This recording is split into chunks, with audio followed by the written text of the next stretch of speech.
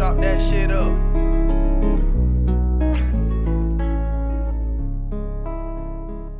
Mina ngubaba lekhaya.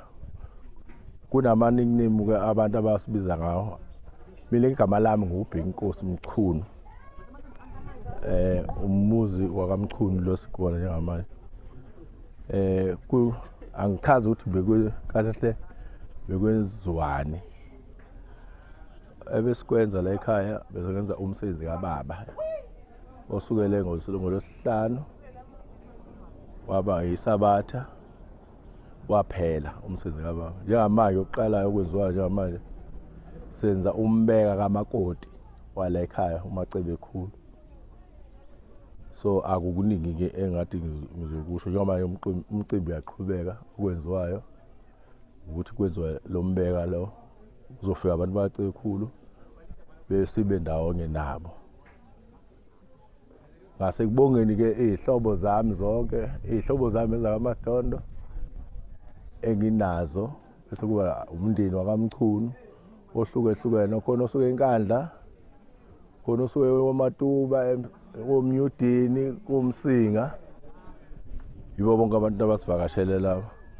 Ngiyababonga kakhulu ukufika kwabo ekhaya egcikeni la kaMchunu kwenziwa lokho kwenziwayo sibe ndawonye.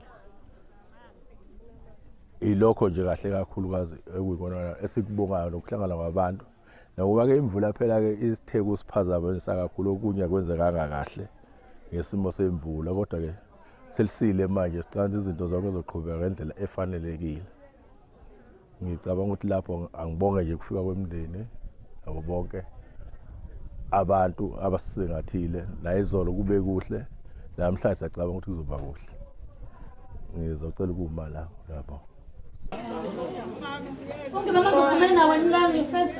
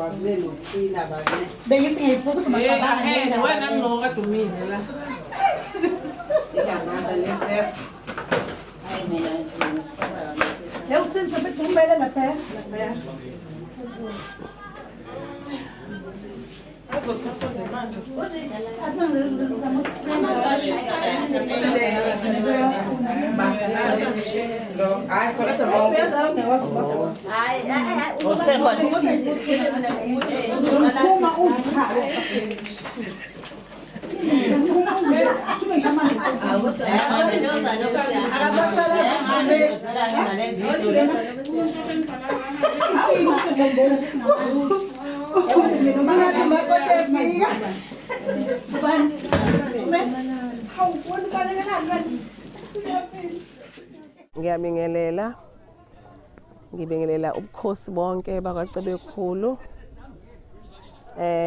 Ngibingelela induna zenkosi uCebe ekhulu. Ngibingelela umndeni wonke wakaCebe ekhulu okungawo namhlanje kulolu suku lanamhlanje. Ngibingelele umndeni waseMachunwini la ngiganele khona. Ngibingelele ihlobo zakubo kamyeni wami kwaMadondo lapha azalwa khona. Ngibingelele ihlobo zala ngizalwa khona kwaZikalala la okuzalwa khona uma wami khona. Ngifisa nje ukubonga kakhulu kulolu suku lwanamhlanje oselize lafika la okwenziwa khona ngosiko lwesiZulu okuthiwa isigodo la esithi ke thina njengabantu abamnyama mhlambe abakholelwa edlozini esithi uma kungenziwanga usuganile okushuthi lo makoti loyo kuthiwa akaganile ngosiko lwesiZulu kangangokuthi noma ehamba emhlabeni uma ehambe wayengakenzelwa lolu siko kuthiwa kangeni emndenini walapha aganele khona. Ngakho ke ngiyabonga kakhulu lolu suku seluze lafika. Mhlambe ke isikhathi sizoba sigcine mhlambe ngenxa yokuba ibhizi sazoba khona sizogcina mhlambe ngingakasakwazanga ukuthi ngibongele kodwa nje ngifisa ukubonga kakhulu kubo bonke abaphumelelile ukufika kulolu suku lanamhlanje ukuzosenzela lolu suku lwethu lube impumelelo. Ngifisa ukubonga kakhulu umyeni wami angenzele khona ukuthi egcine elifezile lolu suku. Ngibonga kakhulu nokuthi lolu suku uma lwenzeke nobaba wami esekhona. Okungajwayelekile-ke nokho ukuthi kwenzeke ubaba esekhona. Ngiyabonga kakhulu. Ngibonga kakhulu nokuthi ubaba ekhona noma uma engasekho kodwa ukhona umama osimele owenza konke engabe uma wethu uyakwenza ukusekhona. Ilokho nje ngithi angikubonge. Ngingakaqedi ukubonga kwami ngifisa ukubonga kakhulu umndeni wami.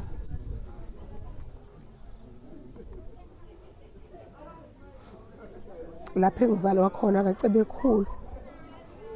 Ngifisa ukubonga ubhuti wami ubhekuyise, ngiphinde ngibonge udadewethu uBabsi kakhulu abanginakekelile uze lolu suku lube usuku oluphumelelayo nazo zonke-ke iy'ngane zakwethu.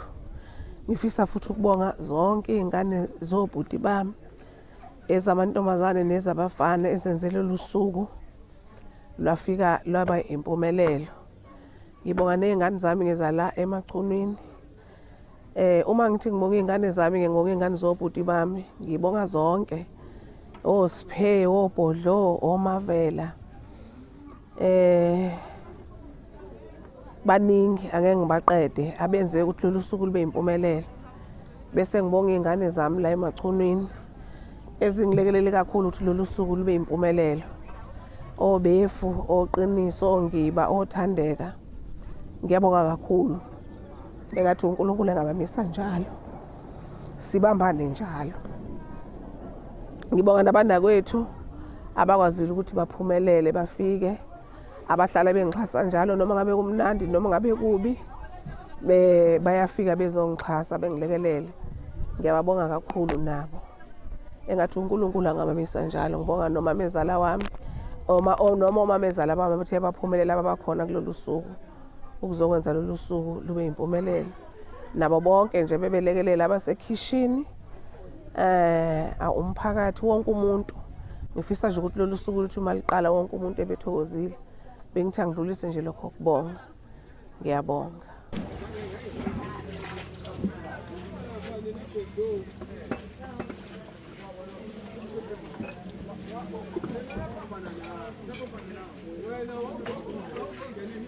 Amanye lungile abakhanga apha amanye lapho nje ngeke anawa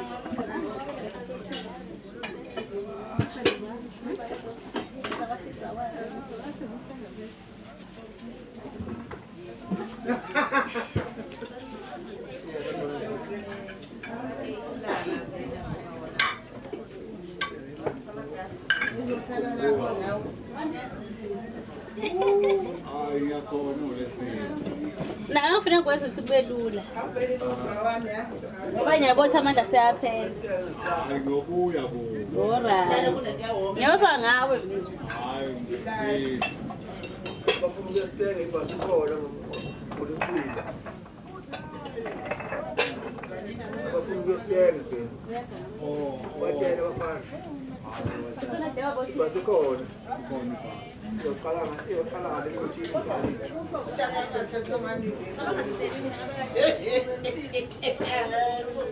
Jesu TV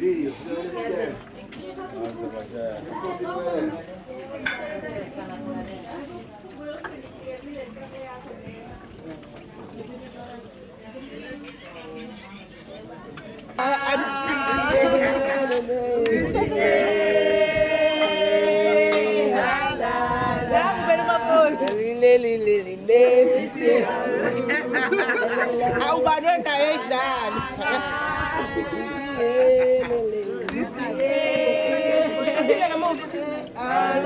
thank you sekuze kwahlangana ubani olikakho basiculela kahle le ngombo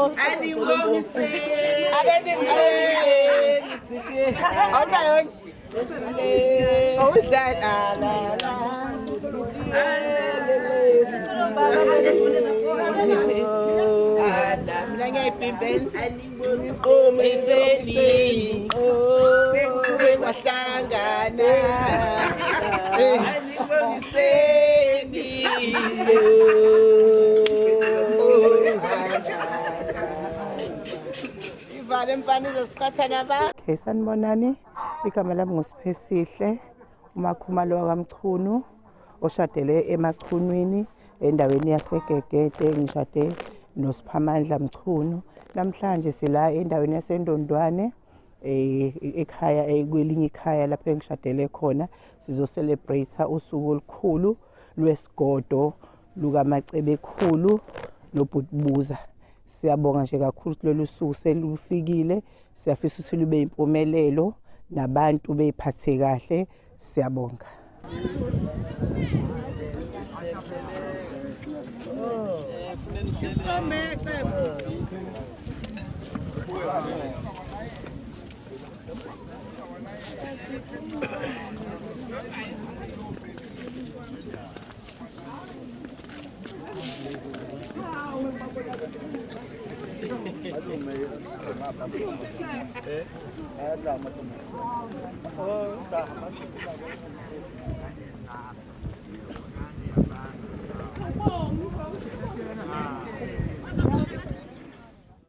Ngiyajabula abantu abami. Ngiyakubonga lokho engikubona kwenzeka phakathi umfowethu mina ngubaba omncane wala ekhaya. Umntwana ubenza umcimbi wesigodo sakhe lokho kuthiwa ngceba amasonto. Hayi ngibone kukuhle, ngiyajabula phakathi komfowethu. Ngiyabonga Machunu.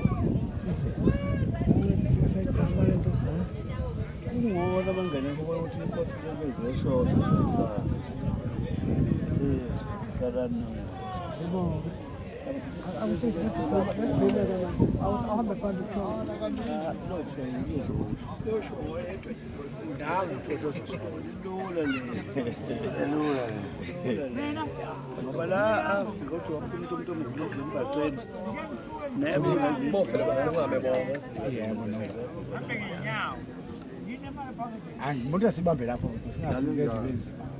Lidula. Elungile. Besindeke nje khona basuka la kumama noMlondo. Usindo ngamuntu.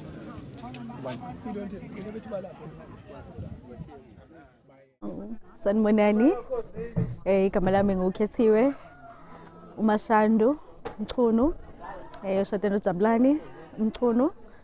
Sengwelezane size namhlanje lana eNdondwane sizojabulisa umnakwethu Macebe khulu benobhuti ubuza benza usuku lwabo lwesigodo kade kosambashata. Sebelindele lolu suku kade saliplana, so excited usilube impumelelo. Sojabulisa nabantu bakaCebe khulu nabantu baseMachunwini.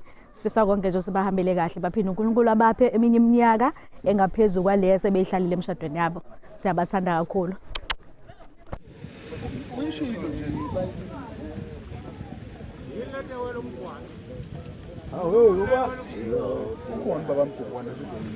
Sinsizwa salane nonyoko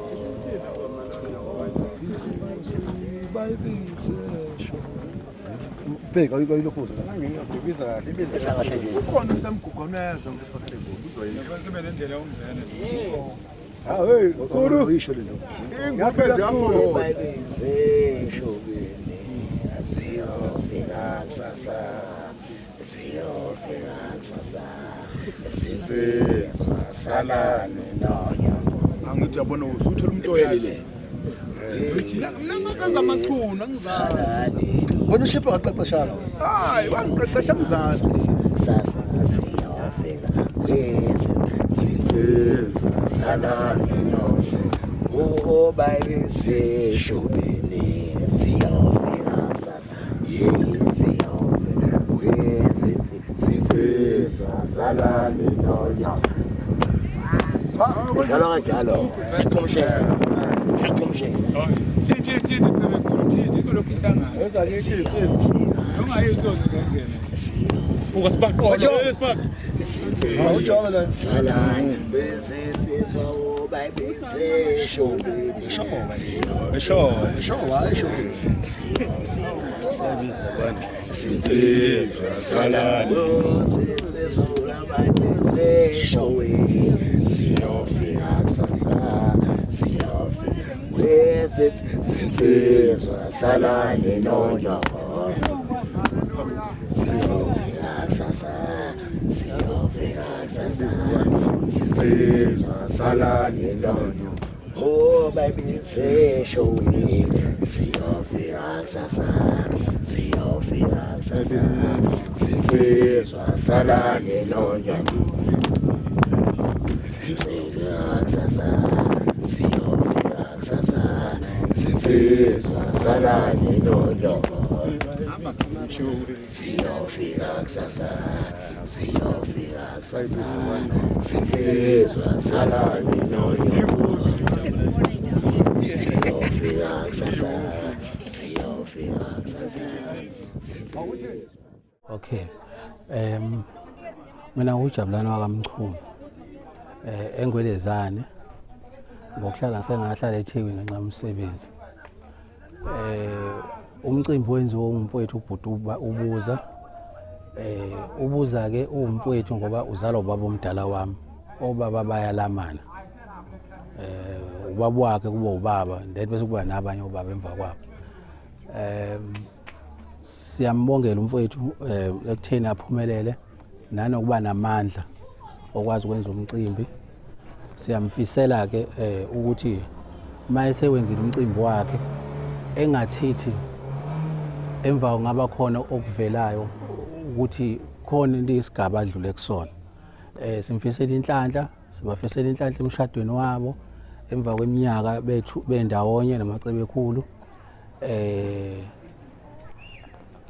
Abalekelelane egugeni kwabo, omunye asiza omunye. Mina ke ngiganwe nangu uMashando. Uyena nkosikazi wami mina. So naye ke ngifisa siguge ndawonye naye. Anginake mase ngiyikhehle.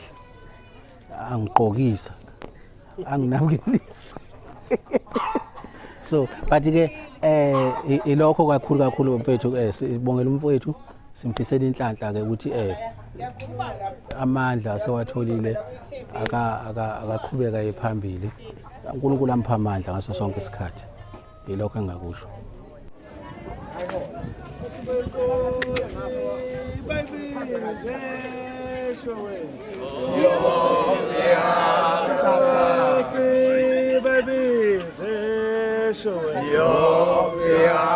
Sasa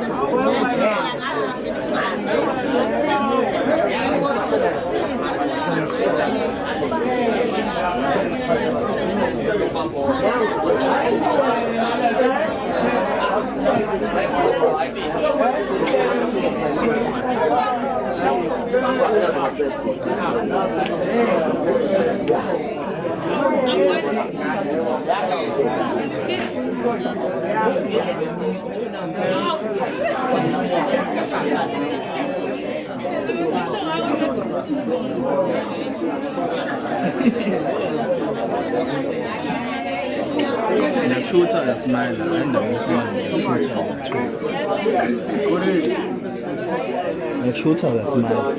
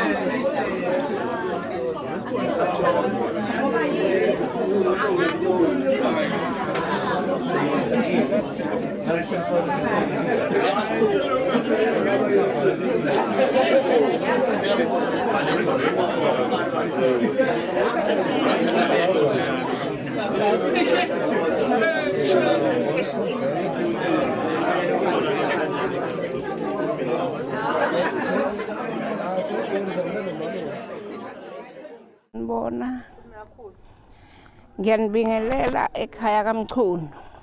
Mina nguMashandu wakwaMchunu enhlangeni. Sizela sihlangene ngomcimbi wendodana yethu yakamamdala uMama Dondo. Sizobusa sizodla kumnandi konke sikuthandayo. Hawu siyabonga kakhulu Machunu. Siyabonga amandaba ezitha. Siyabonga nabakaphakade. Nabakadwalela ibishelelezi nabezibana zibili impofana nempofanyana. Umama wangibamba wangipintsha ngaba enkulu insizwa nami. Siyabonga abantu abami.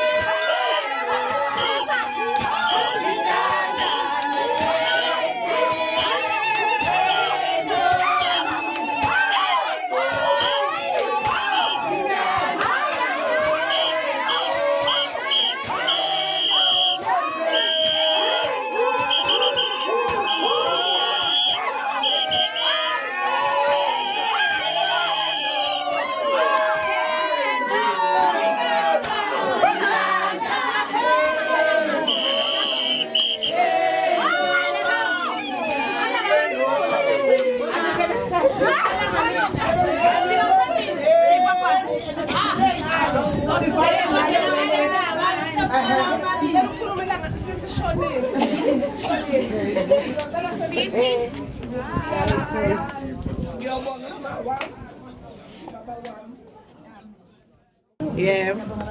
Masifika phezulu. Sithwala 1 2 3 go. Cha, la kuningi. Okay. Yilokhu. Ngenawo amandla. Samba ngentandane, samba ngentandane.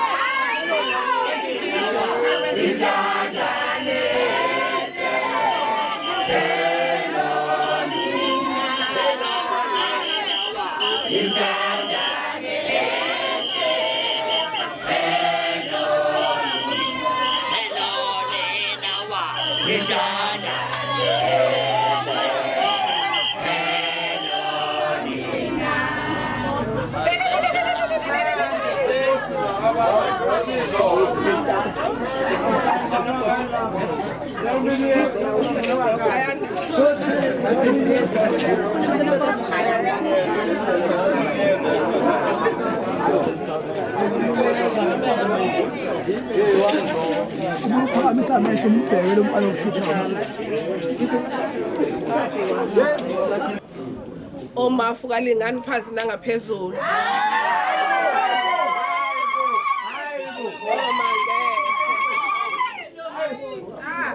Onsele kalinda mkhonto. Sikode.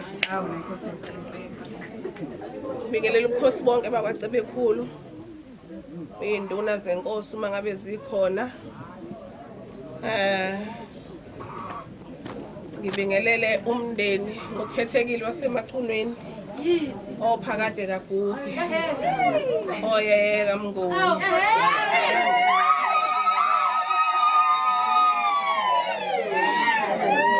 ngibingelele ikhaya koma wami lakwazikalala okhuze ekhulu ocebisa bakhona ngibabonile ngiyababingelela kakhulu.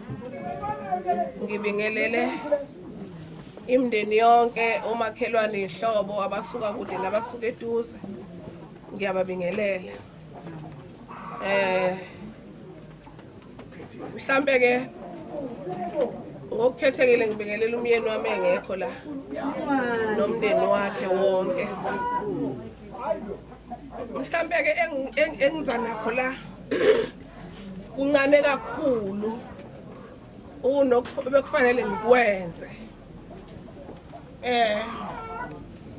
Ngicabanga ukuthi awusekho omunye umcimbi oyophinda wenziwe uqondene nami mayelana nomshado.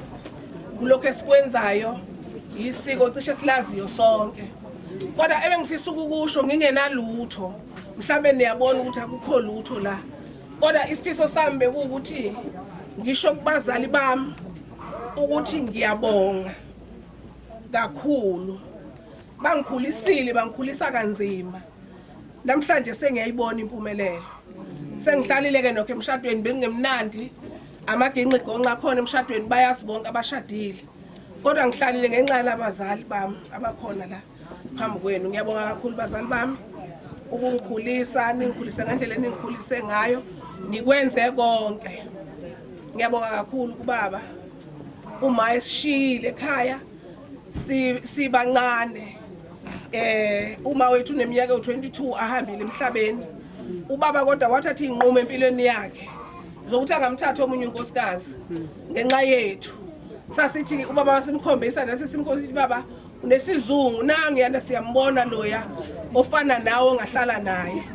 Athi ubaba ngeke akwazi ukwenza lokho yena ngoba wenza isifungo mhla ngishada nonina wenu engathini yena uNkulunkulu ngoba uba umkhizi wayesishadisa ngayibopha mina phambi kwakhe naphambi kaNkulunkulu ngakho ngizohlala nje ingane zami uNkulunkulu owazile ngakho baba ngiyabonga kakhulu uthando sipha lona lungaphezulu bancane obaba benza lolu thando olenzayo einganeni zabo ngiyabonga nongalo ngiyabonga Mzimbi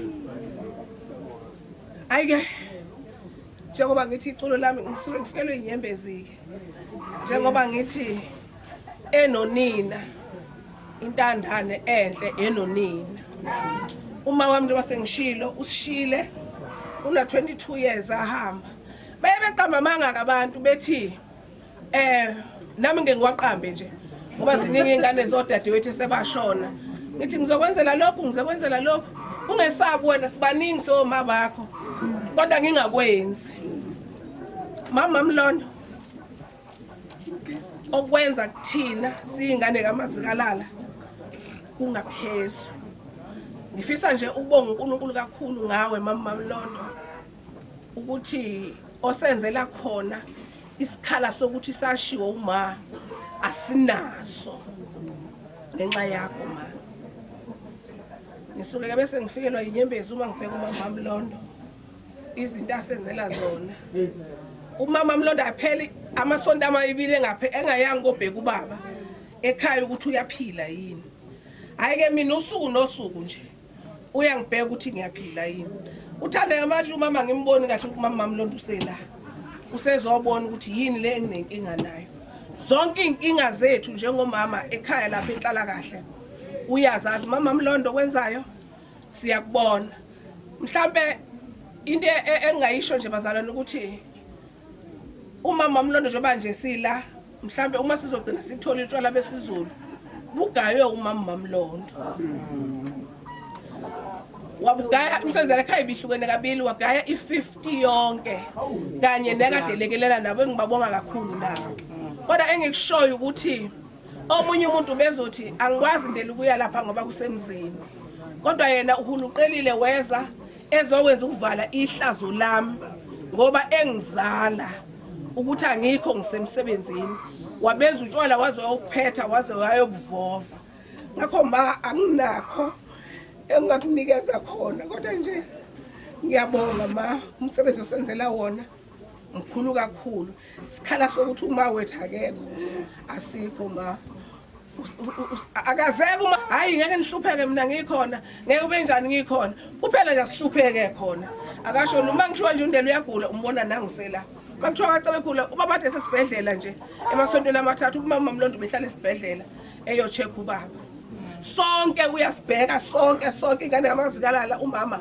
zonke uyayibheka ukuthi zenelisekile yini mama besingakhuluma sonke singane yamazikalala ngesikwazi ukukhuluma kodwa ngithe yithuba nje lela namhlanje ngilitholile lokuthi ngisho mama ukuthi siyakubona osenzela khona umama Mlondo ngoba nami uma ngirong ungene segula ukudela athi ngimuzo sithi ukhona nomkhonyana makuthiwa akekho agula ukudela ngeke yakubonakala into yenzayo ndela ngiyifuna ngithi ngisathi mama ayi ubani ulethi ngithi lento yenza yangifuna aphuma hamba athi ngiyemzini wami sale emzini wakho ngakho ma umsebenzi owenza kithi hey ma siyawubona kuncane engikwenzile mina kodwa vele okubalekile igama elibalekile ukuthi ngiyabonga siyabonga ma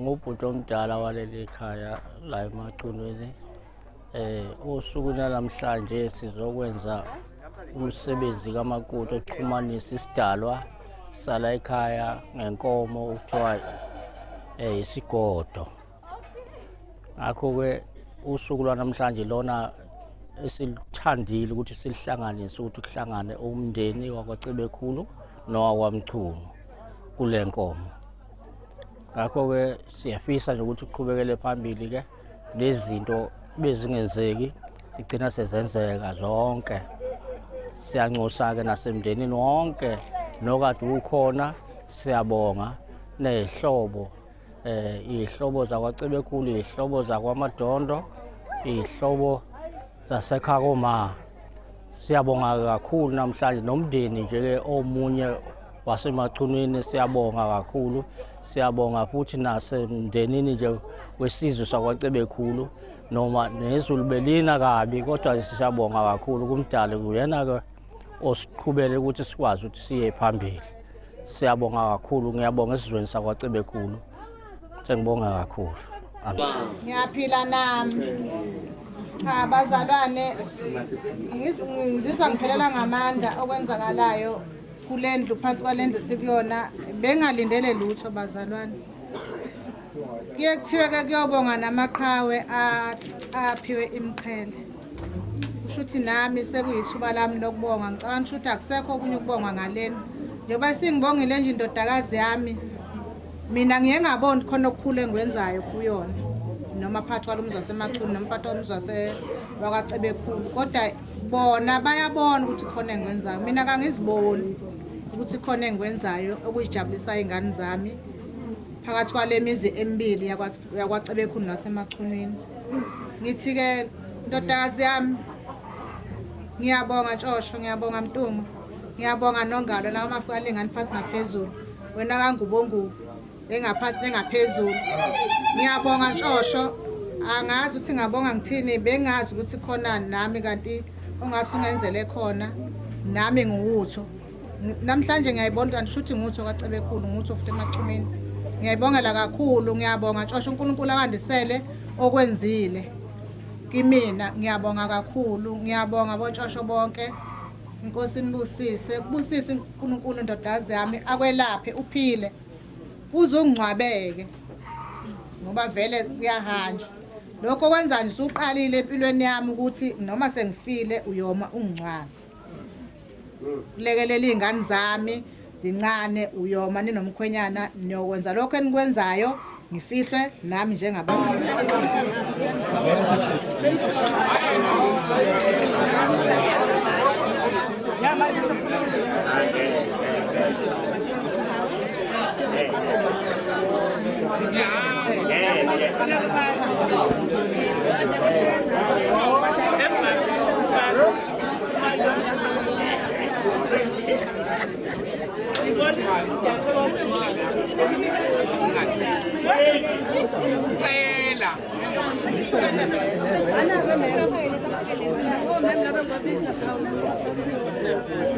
Ngicela senzeni kanjena thina sibasha ngithena abazoqala ngomama siqala omkhulu kuphela saqala ngoma sogcina thina la baqale lo mama bazongena ngapha mama bephake beyahlala phansi ngoba iyasonteka ngithi yabona mama ngana ngiyasala sale sebekho